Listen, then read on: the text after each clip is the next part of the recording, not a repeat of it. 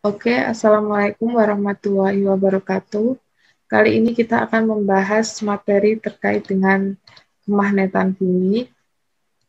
Ada beberapa hal yang perlu diketahui dalam mempelajari tentang kemagnetan bumi, bahwa bumi itu dia memiliki dua kutub ya, yaitu kutub utara dan kutub selatan, atau disebut sebagai kutub utara bumi dan kutub selatan bumi.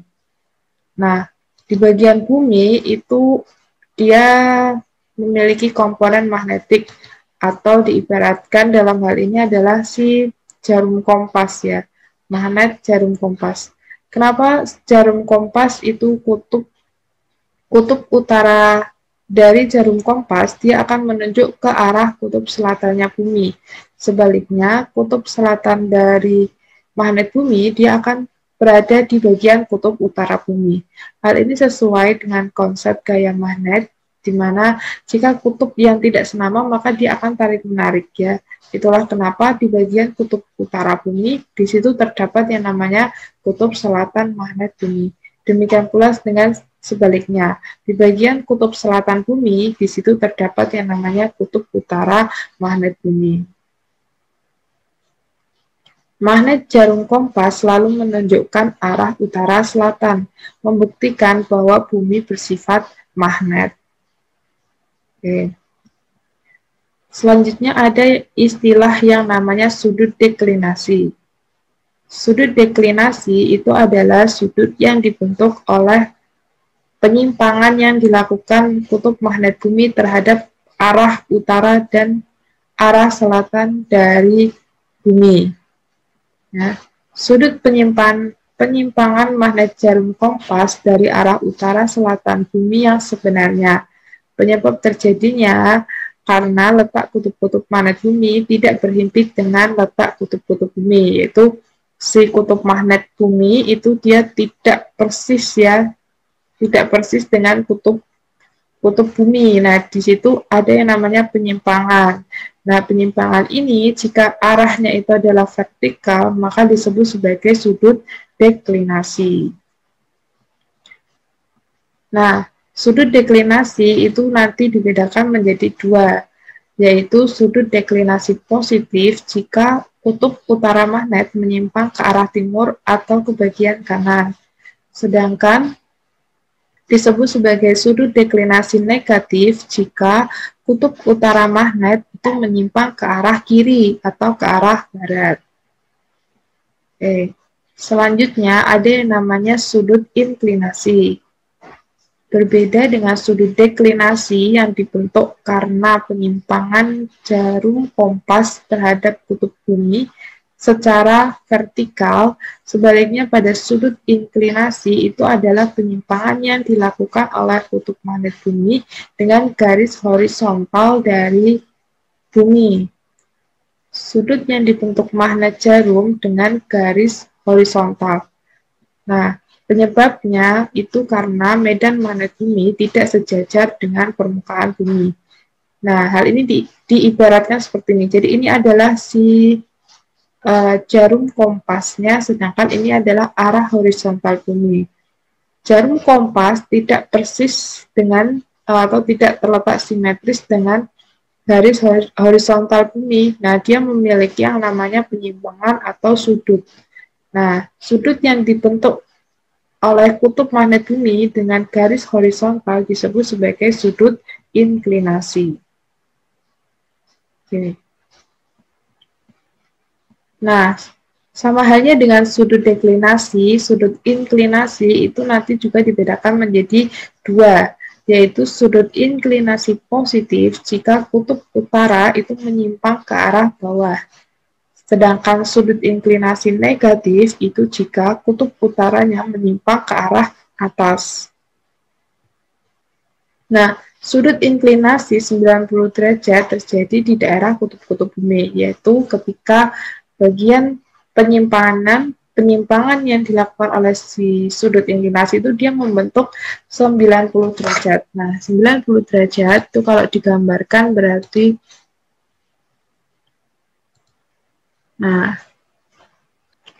jadi saat penyimpangannya itu ke arah 90 derajat, berarti nanti kutub utaranya itu akan terletak di sebelah sini. Nah, ini adalah bagian kutub utara, jadi ini ke arah sini ya, atau 90 derajat. Nah, maka dia akan terjadi di daerah kutub-kutub bumi, yaitu kutub utara dan kutub selatan. Dan sudut inklinasi 0 derajat terjadi di daerah Khatulistiwa. Khatulistiwa itu adalah daerah sini ya, atau daerah dari horizontalnya bumi.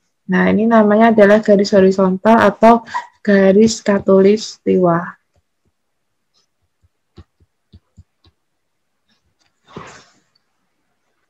Nah, elektromagnet itu hal yang paling umum ketika mempelajari elektromagnet itu dia tidak akan terlepas dari yang namanya percobaan Oersted. Nah, percobaan Oersted itu menunjukkan bahwa di sekitar kawat berarus listrik terdapat medan magnet. Nah, jadi pada percobaan Oersted, pada percobaan Oersted ketika dia terjadi pada rangkaian yang tertutup, di mana kawatnya itu dia akan teraliri oleh arus listrik, maka ketika dia melewati di bagian sekitar magnet, di bagian sini, maka dia akan menunjukkan yang namanya penyimpangan. Nah, ketika arah arus itu kan dia berasal dari kutub positif ke arah kutub negatif ya. Berarti arah arusnya itu adalah seperti ini.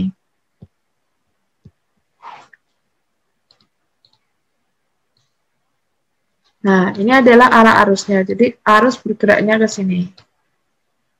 Nah, saat kawat ini dialiri oleh arus dan dia terkena ke bagian atau berada di daerah sekitar medan magnet, maka akan menyebabkan yang namanya penyimpangan kutub utara magnet. Ya.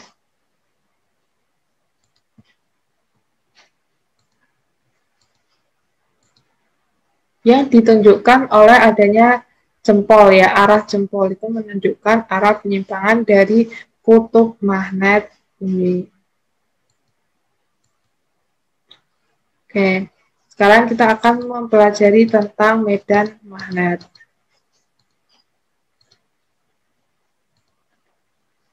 Medan magnet di sekitar kawat berarus listrik. Nah, jadi saat berada pada suatu rangkaian tertutup, kawatnya itu dialiri oleh arus listrik dari baterai, berarti arah arusnya itu adalah seperti ini. Ya.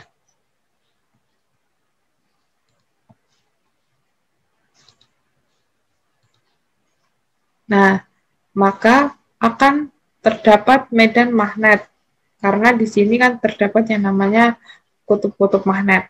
Nah, bagaimana arah medan magnet di sekitar kawat yang berarus listrik? Nah, arahnya itu ditunjukkan dengan aturan seperti ini. Jika arah arusnya itu arah lurus ya, atau dalam hal ini kita akan menentukan arah medan magnet di sekitar kawat berarus listrik dapat ditentukan dengan aturan tangan kanan. Nah, jempol itu menunjukkan arah arus listriknya, sedangkan 4 jari itu menunjukkan arah medan magnetnya. Hampir sama dengan percobaan Oersted yang tadi. Kalau pada percobaan Oersted atau pada kawat yang lurus, nah si jempolnya itu menunjukkan arah penyimpangan kutub utara, sedangkan 4 jarinya itu menunjukkan arah arus listrik. Nah, pada kawat yang seperti ini ya, pada kawat lurus, nah itu arah arus listriknya ditunjukkan oleh jempol, sedangkan 4 jarinya itu menunjukkan arah medan magnetnya.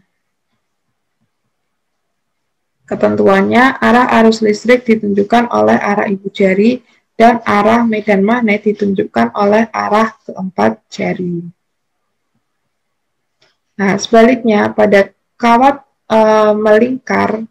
Kalau yang tadi itu adalah pada kawat yang lurus, yang warna merah itu ditunjukkan oleh kawat yang lurus, sedangkan pada kawat yang melingkar itu sama. Aturannya masih menggunakan tangan kanan, di mana jempolnya itu menunjukkan arah arus listrik dan 4 jarinya menunjukkan arah medan magnet. Berarti seperti ini. Nah, ini adalah arah medan magnet pada kawat yang melingkar. Selanjutnya, medan magnet pada solenoida atau pada kumparan. Nah, pada kumparan itu artinya adalah ketika ada suatu benda magnetik atau misalnya benda ferromagnetik yaitu si besi, dan dia dililiti oleh kawat kemudian dihubungkan oleh arus listrik. Maka di situ si besi atau benda ferromagnetik ini dia akan berperan sebagai magnet. Nah, untuk memperkuat kemagnetan pada elektromagnet adalah dengan menambah jumlah lilitan. Artinya, semakin banyak lilitan yang melilit si benda ferromagnetik atau si benda besi ini, maka dia akan semakin kuat kemagnetannya. Kemudian yang kedua adalah dengan memperbesar kuat arus listrik. Dalam hal ini dapat dilakukan dengan memperbesar arus yang digunakan sebagai sumber listrik, atau dalam hal ini adalah pada baterai.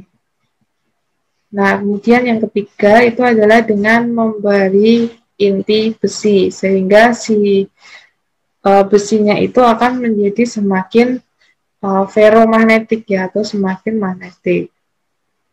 Nah, hal ini bisa memperkuat. Nah, selanjutnya alat produk teknologi sehari-hari yang menggunakan konsep elektromagnet. Yang pertama itu adalah bel listrik. Nah, bagaimana cara kerja bel listrik sehingga dia bisa masuk ke dalam konsep elektromagnet? Nah, jadi pada bel listrik itu sisi elektromagnetnya terletak dengan bentuk yang seperti ini ya. Nah, bagaimana proses kerjanya? Yaitu prinsip kerja dari bel listrik itu adalah ketika saklarnya itu ditutup, saklar itu ditutup, maka arus listrik akan mengalir pada elektromagnet. Nah, kalau saklarnya itu ditutup, berarti kan rangkaiannya menjadi tertutup sehingga arus listrik bisa mengalir. Nah, saat arus listrik itu mengalir pada elektromagnet bagian sini, maka elektromagnet ini akan menjadi magnet. Nah, karena dia itu menjadi magnet, otomatis besi lunaknya itu akan ketarik. Ya, karena dia akan ketarik, maka pemukulnya ini akan memukul bel sehingga akan dihasilkan bunyi.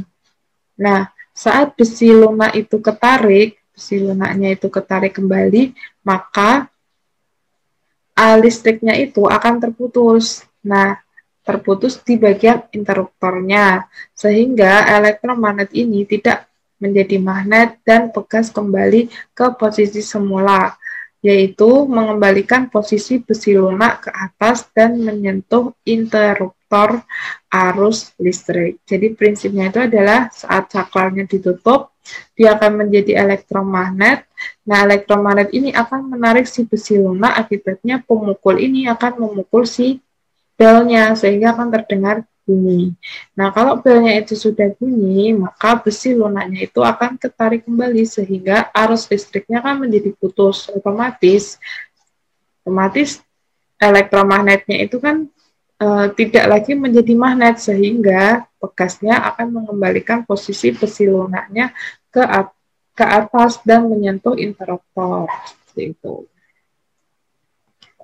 Nah, contoh yang kedua yang menerapkan konsep elektromagnet adalah telepon. Nah, telepon itu sebagaimana kita ketahui, di situ ada yang namanya mikrofon dan ada yang namanya telepon. Nah, pada mikrofon itu dia terdapat yang namanya diafragma aluminium dan kotak karbon. serta ada beberapa serbuk karbon di dalamnya.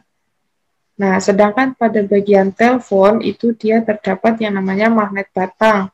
Ada yang namanya kutub utara dan kutub selatan. Dan di dalam telepon itu terdapat elektromagnet.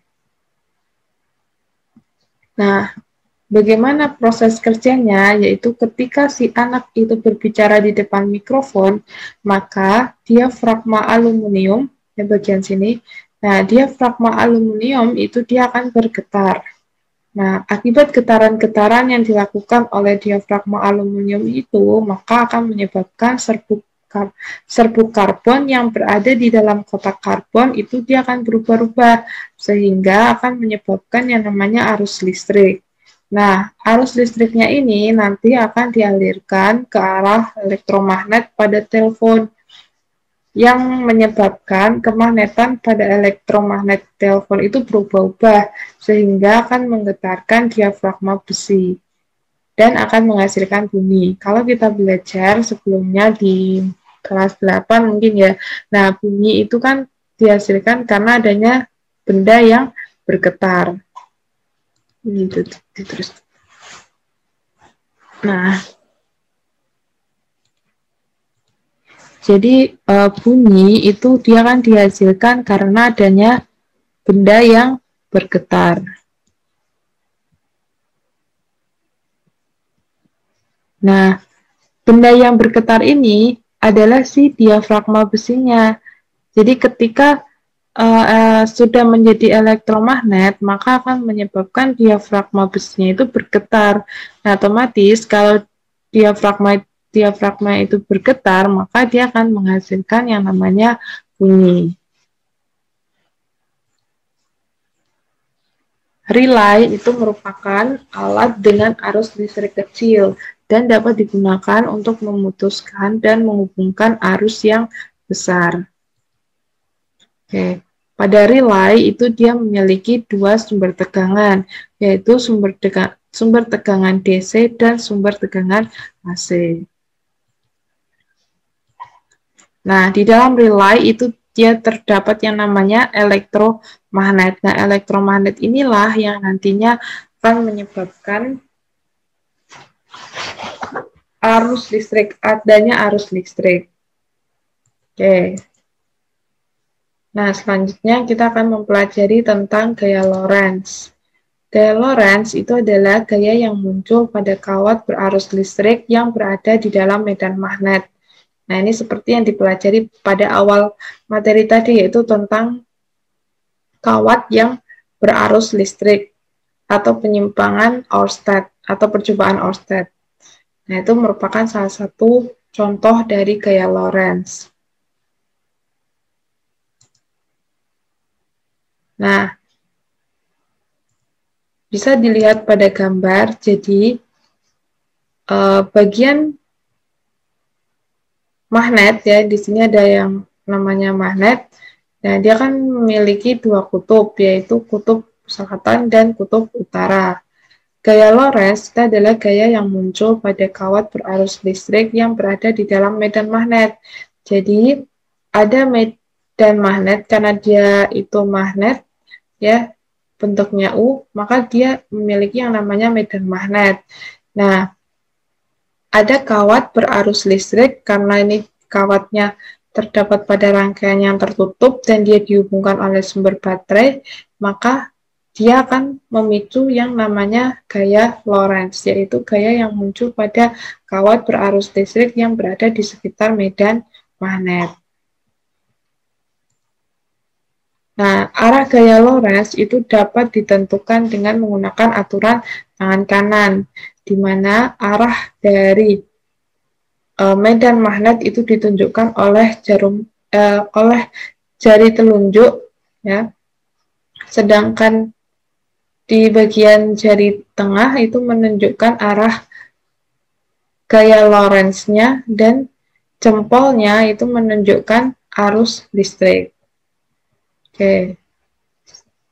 Bagaimana menentukan besar gaya Lorentz?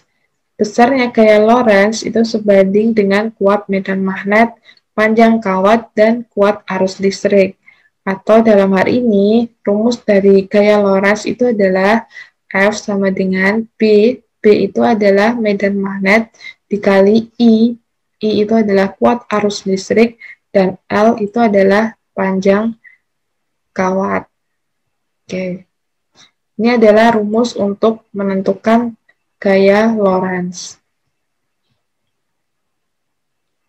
Ada beberapa alat yang menggunakan prinsip gaya Lorentz. Yang pertama itu adalah motor listrik. Oke. Ini ada yang namanya magnet ya, ada kutub selatan dan kutub utara, dan di sini terdapat kawat yang berarus listrik, sehingga dalam hal ini dia akan memiliki yang namanya gaya Lorentz. Nah, bagaimana arah gaya Lorentz-nya itu dilakukan dengan menggunakan aturan tangan kanan. Nah, dalam hal ini, arah dari gaya Lorentz-nya itu adalah ke arah atas atau ke arah menjauhi bidang. Pada motor listrik itu dia terdapat yang namanya kumparan, sikat karbon, komutator, dan magnet itu sendiri. Oke, sekian materi tentang kemagnetan. Semoga bisa dipahami dengan baik. Wassalamualaikum warahmatullahi wabarakatuh.